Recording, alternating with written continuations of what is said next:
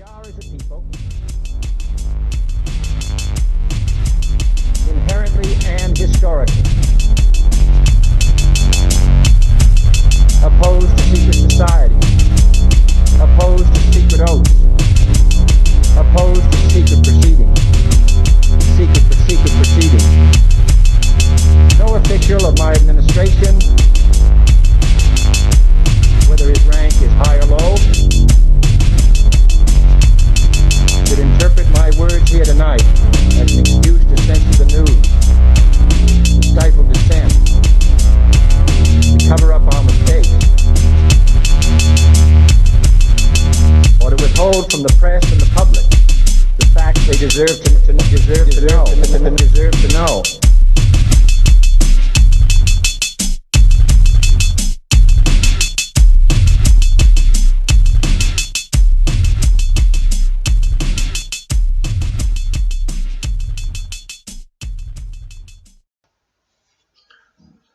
Welcome to Conspiracy Corner Podcast. This is Abe Williams, your host. Sammy Williams is not here right now. She's off today, but she's at her mom's helping her move some stuff around. So I had I got some time with the house to myself, so I figured I'd go ahead and put a podcast out for you all. I've started a new source of reading material. I finished reading The Haunted Houses by Nancy Roberts. So I will be going ahead and sharing not all, but some of the stories in here with you all, some paranormal ghost stories. But I started reading a new book and new material for some podcasts. The New UFO Sightings. It's written by Glenn McQuain and David Graham. So I'm going to be putting out some flying saucer and alien reports and stuff like that for you all. It's an older book. It's from 1974, so it's loaded with a bunch of different sightings. So lots of material for you all. I usually like to start my podcast with a little personal what's going on in my life. Basically, today I am celebrating my wife's birthday. So, you know me, like I don't really, you ain't gotta like praise me or do anything like that. But if you don't care to say happy birthday to my wife in the comments or something, she would love it. But yeah, we're gonna go out and go, I believe, Smashing Tomatoes. We got a gift card from my stepbrother. So if he hears this, thank you very much, man. But it's like a pizza joint in Lexington that does brick oven pizzas. I've never actually been. Sammy's been before. It's actually kind of funny. My mom took Sammy to a strip club one time and took her out to eat at Smashing Tomatoes. So she says it's good. But yeah, I'm curious as to how our actual dining out experience will be, because we haven't went out to eat since the coronavirus. So I'm curious as to how much it's changed with all this corona rubbish going on. I don't know. They say it's a new normal, that everything's changed, and I'm curious to see how the dining out experience will be. I know it's frustrating whenever you get fast food, because I like to sit down and eat and enjoy my food, and I can't even do it, kind of sucks. But so yeah, we're gonna do that today. I don't know if she wants to do anything else. She looked over at me earlier and said, "So what's the plan? What are we doing today?" I said, "Honey, it's your birthday." I said, you get one day a year to pretty much say, I'm going to do whatever the fuck I want to do, And for me, on my birthday, I take advantage of that one day a year that I get to say and do whatever the fuck I want to do, you know? And I do. I do whatever the fuck I want to do on my birthday. You get one day a year to be selfish. You take advantage of it, man. But that's what's going on today. So, should be a fun day. And then tomorrow, we got to meet with the landlord again for the new apartment. Get the water turned on, and hopefully we'll be moved in by the 14th or the 15th. So, I'm excited, guys. I cannot wait, you know.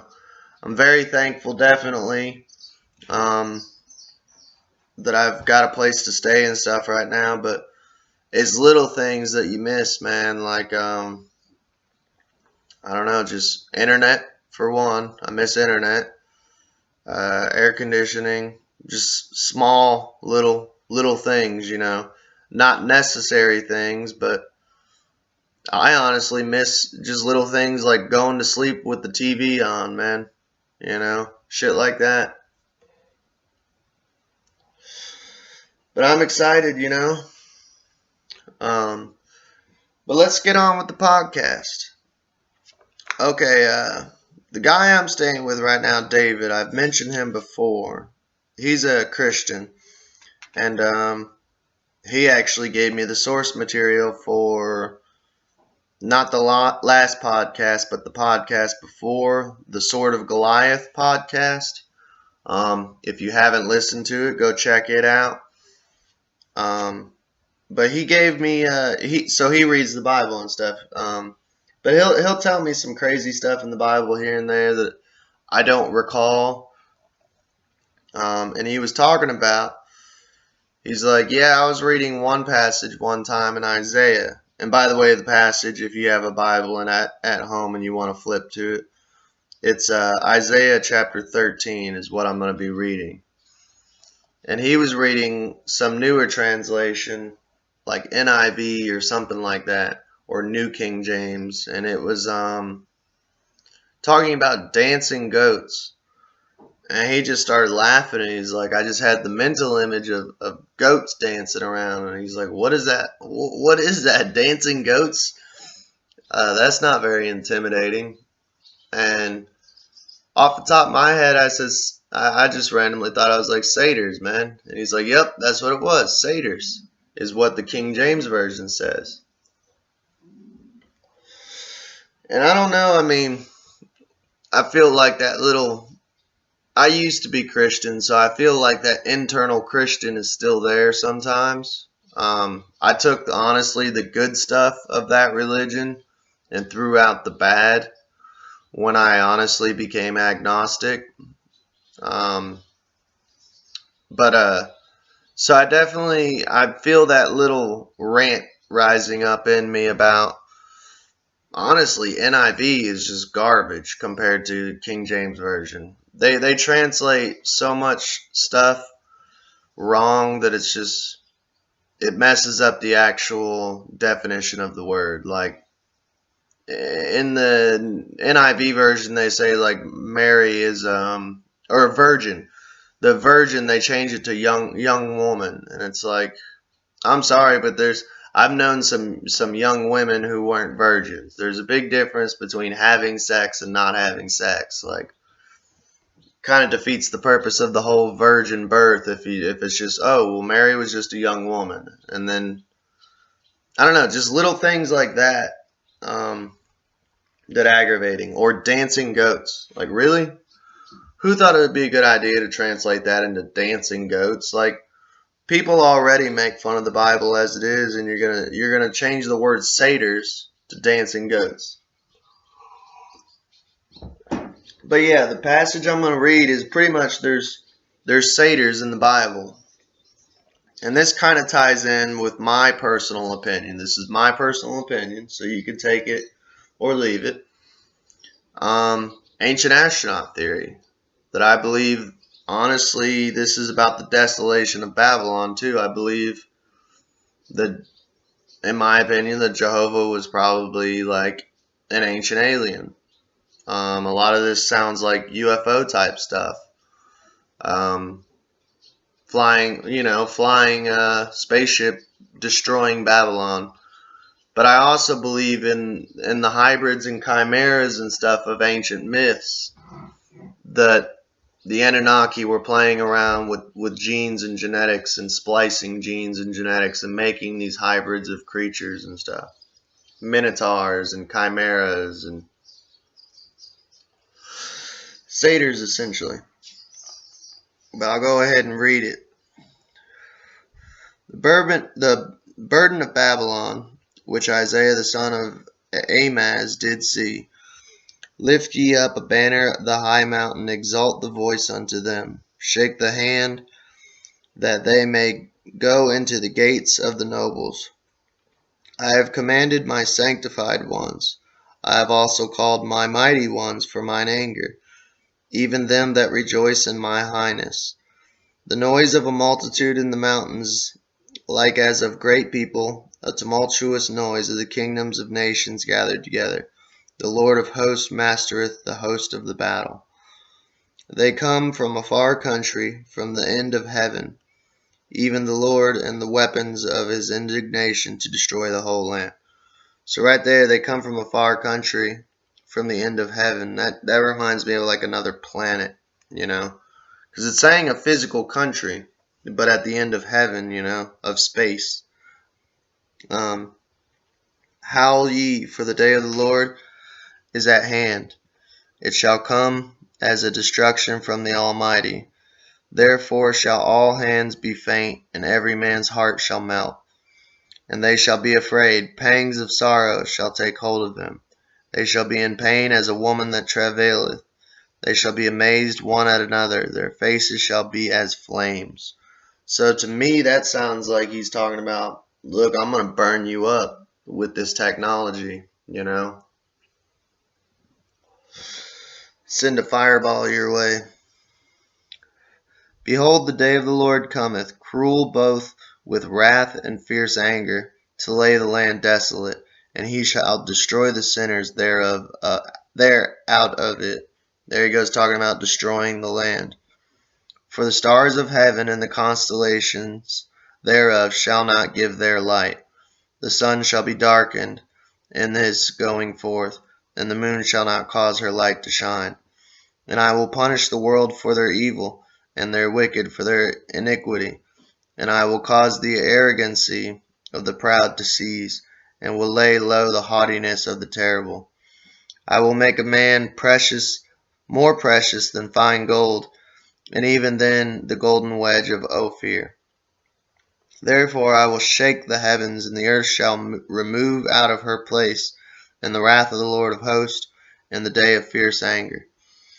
And it shall be as a chaste roe, and as sheep that no man taketh up. They shall every man turn to his own people, and flee every one into his own land. Every one that is found shall be thrust through, and every one that is joined unto them shall fall by the sword. And this is truly where I believe that he's talking about the followers of these gods, And I mean him as an individual, his followers killing with the sword, Their children also shall be dashed to pieces before their eyes. Their houses shall be spoiled, and their wives ravished. That's hardcore. Behold, I stir up the Medes against them, which shall not regard silver, and as gold they shall not delight in it. Their bows also shall be dashed the young men to pieces, and shall have no pity on the fruit of the womb. Their eyes shall not spare children. And Babylon, the glory of kingdoms, the beauty of the Chaldees, excellency shall be as when God overthrew Sodom and Gomorrah. It shall never be inhabited, neither shall it be dwelt in from generation to generation. Neither shall the Arabian pitch tent there, neither shall the shepherds make their fold there. But wild beasts of the desert shall lay there, and the houses shall be filled with doleful creatures, and owls shall dwell there, and satyrs shall dance there. And the wild beasts of the island shall cry in their desolate houses, and dragons in their pleasant palaces. So, dang, it mentions dragons in here too. I truly do believe in dragons, definitely. This is my personal opinion. I've already stated I'm an ancient astronaut theorist, but when it comes to like the big G God, I'm kind of agnostic. I believe in a higher power because I'm in recovery. I go through this 12-step program. But honestly, it's blind faith in something that I cannot see. I lack the faith that, to me, I'm very skeptical. I need evidence that there's a big G. I see evidence for Sasquatch, for aliens, for dragons, for all this other stuff, but I don't see evidence for the big G, me personally. I still pray, if that makes sense, because for me, I hope that someone is listening up there. I hope that it's a good entity with my best interest. But it's honestly, it's just, for me, it doesn't hurt to pray. I know there's a lot of militant atheists who are harsh and like, oh, you prayed, and they make fun of you for it. But it's like, why does it matter? It doesn't hurt for me to take 5 minutes out of my day each day to pray, to talk to whatever's out there. And even if I am talking to the wall or talking to myself, why does it matter? And I pray honestly because it's better safe than sorry. Hopefully something's listening. Hopefully something can help. That's all you can do sometimes, is you literally have nothing else you can do but pray. So I don't know. It's one of the things they can't take you away from you either. I mean, they could shove you in a jail cell, but they can't take away prayer, And the wild beasts of the island shall cry in their desolate houses, and dragons in their pleasant palaces. And her time is near to come, and her days shall not be prolonged. So dragons, man. Okay, that's where I was going to get into my theory on dragons. I don't know if you all have watched my other videos. I cannot recall any particular video, but I know I have mentioned my theory on dragons. That's where I was getting into. Sorry, I was actually going towards that direction in that little rant that I was going on, but I lost my way. Okay, I don't want you thinking I'm like some creationist. Because I do not believe in evolution. I believe there's this thing called scientism going on, where science has become almost a religion in itself. And the scientist would be the priest. I believe we've been lied to. I do not believe in evolution. And for me, where are all the skeletons of these missing links? We have one skeleton, which is Lucy, and it's not even a skeleton, it's 5 bones in a glass case, which by now I've heard they even have the gender wrong for it. To me, those 5 bones could just be one specific ape that could have just been deformed. There should be thousands of, if not millions of skeletons of missing links. Where are all the missing links? Now, this is where I may differ from some people. I believe that the Anunnaki spliced the genes with themselves, their own genes, with the caveman genes. So that's why there is no missing link. That they pretty much jumped us to the point where they want us to be, which is the form we are now. But where this ties into dragons is, I believe the timelines are all fucked up. And we keep discovering more and more and more that time goes back further and further. When we were supposed to be ape men bashing each other's heads in, you have things like Göbekli Tepe, which throw off the entire timeline. The Sphinx is older than it's believed. It's believed that it was flooded during the deluge, that there's water damage, that it's way older than they say it is. Göbekli Tepe threw everything off. We were supposed to be monkey men bashing each other over the heads with rocks, you know. I do not believe and that the timelines are correct. I believe that scientism has a motive behind it that is pushing our creation story. I believe that there's truth in the Bible and these ancient myths.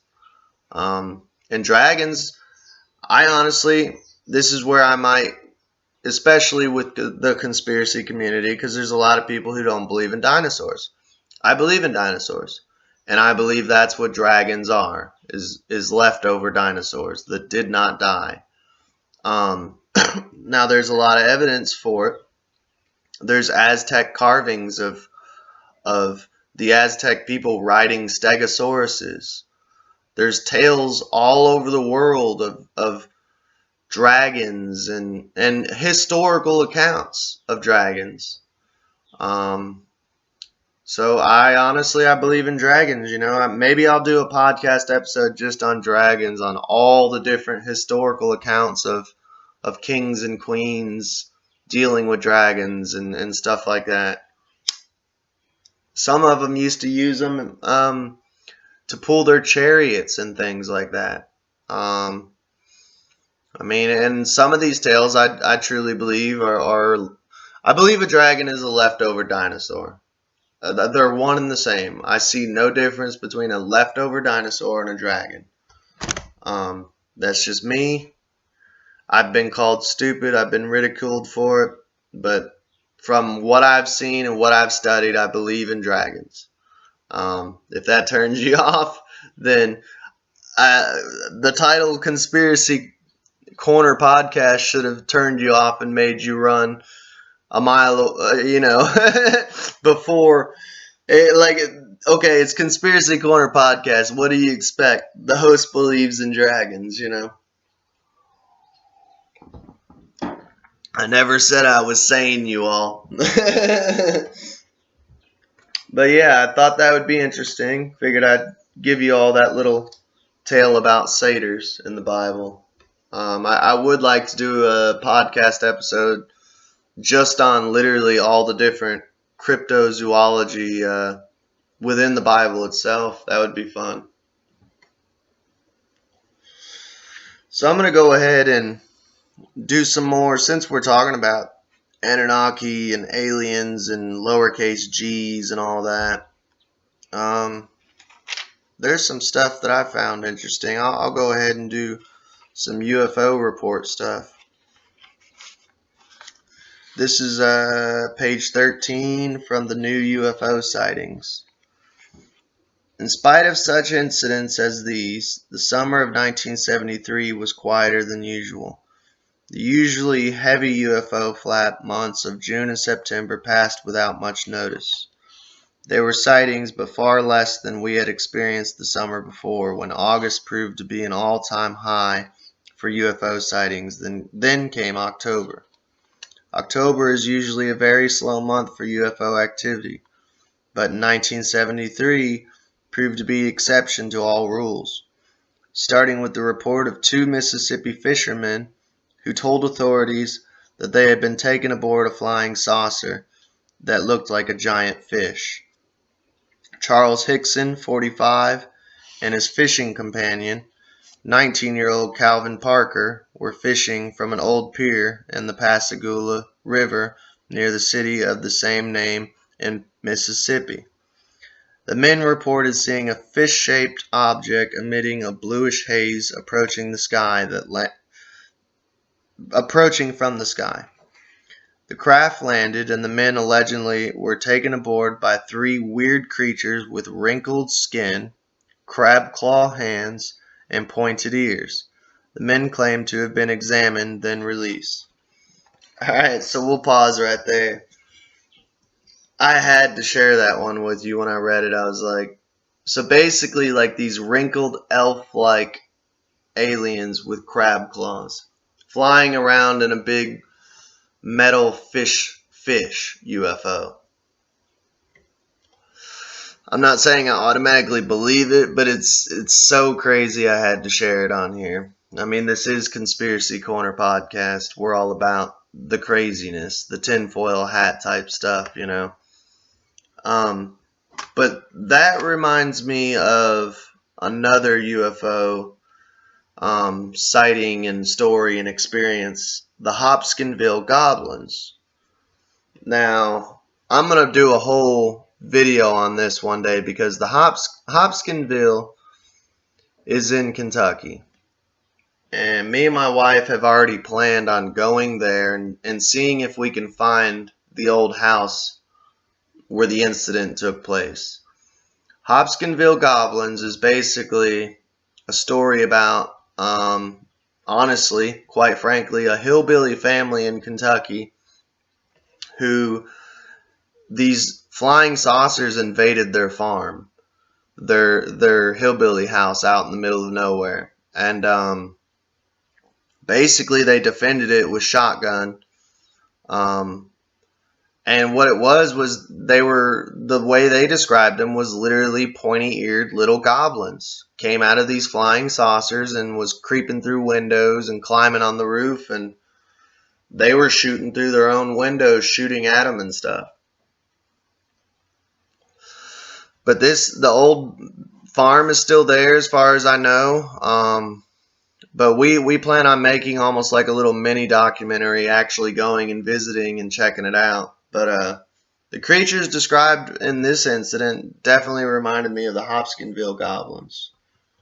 And a little fun fact, a little side note, there's a Pokemon named Sableye, for anyone who's a Pokemon fan. Anyone who keeps up with the channel knows that I'm kind of a Pokemon nerd, but he's actually based off of the Hopkinsville goblins. So go ahead and like Google image Hopkinsville goblins, you can see what they look like. They're kind of wild. Alright. Sheriff Fred Diamond of Pascagoula told investigators that the two men were scared to death when they reported to him that he had feared they might be on the verge of heart attacks. Their story was very interesting enough to draw the attention of Dr. J. Allen Hynek of Northwestern University in Chicago, who had served as a scientific consultant to the Air Force's Project Blue Book, and Dr. James Harder of the University of California, who had the men hypnotized while they revealed their traumatic experiences aboard the strange craft. Dr. Harder commented, "These are not imbalanced people. They are not crackpots. There was definitely something here that was not terrestrial, not of this earth. Where they are coming from, and why they are here is a matter of conjecture. But the fact that they were here on this planet is beyond reasonable doubt," commented Dr. Hynek, who added, "The very terrifying experience of these two men indicate that a strange craft from another planet did land in Mississippi." Hynek concluded that although the men were able to be hypnotized, their experience was so traumatic that it was necessary to progress slowly with them. This is the story the two shipyard worker fishermen told. They were fishing for hardhead and croakers from an old pier near Shopatier Shipyard, a sun-bleached skeleton of a barge dry dock, at about 8 o'clock in the evening on October 11th. Suddenly, the UFO hovered just above them. There was me, just a spinning reel, and Calvin was hysterical on me. "You can't imagine how it was," said Charles Hickson. According to the report of the sheriff's office at Pascagoula, Hickson related how the luminous, oblong craft had landed near them. 3 creatures paralyzed him, floated him to their craft, placed him in front of an instrument that resembled a big eye, then put him back on the pier. Calvin Parker was not able to add much to this report. He apparently had fainted when the creatures approached the two men, and he had said he did not know what happened inside the strange craft. After a couple of days, the two men refused further interviews with the press. So right there, to me, that tells me where they refused further interviews with the press. To me, I don't believe that these people wanted fame. If they wanted fame, they would have kept going with the story, you know. If anything, they probably felt embarrassed. Following this report, literally thousands of UFO sightings began cropping up from all over the United States, followed by more sightings from every corner of the globe. The October flap was underway. More reports of UFO sightings came from other residents of Pascagoula that night on October 11th. Then from Gulfport, Mississippi, over to Tallahassee, Florida, where two residents reported unidentified lights crossing the night skies in Leon County. North to Dayton, Ohio, where 6 more objects were spotted skimming across the Buckeye State skies.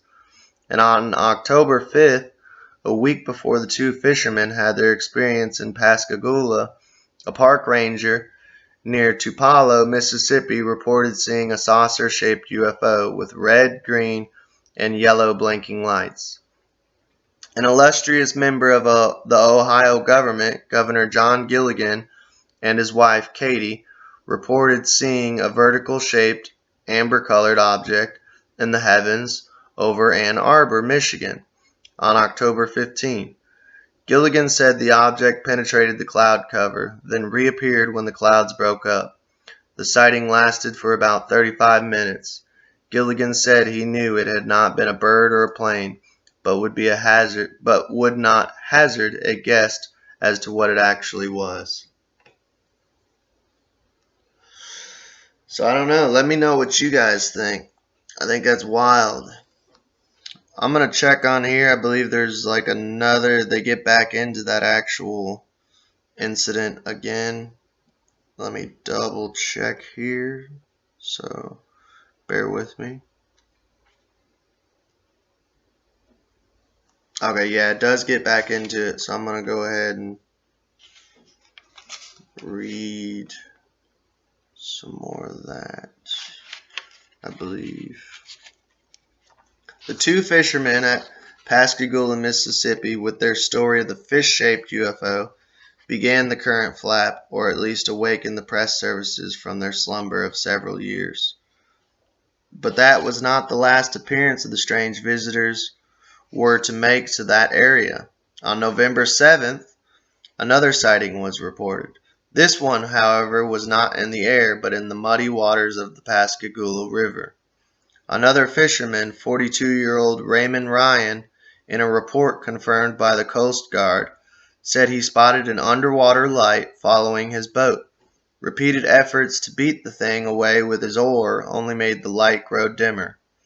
At first, Ryan decided not to mention the strange light in the murky waters, but he changed his mind, told his twin brother Raym, and the two of them returned to the brackish waters and poked at the light with their oars. The brothers then made a formal report to the local Coast Guard station, where a 16-foot boat, was dispatched to make an investigation. The Coast Guard located the object in 4 to 6 feet of water, moving at an estimated 4 to 6 knots. I'm not sure what knots are as far as miles per hour, so if someone knows who has fishing experience or boat experience, if you're listening, that'd be cool to find out. The Coast Guard described it as an unidentified submerged illuminated object. It would probably just be easier just to say USO.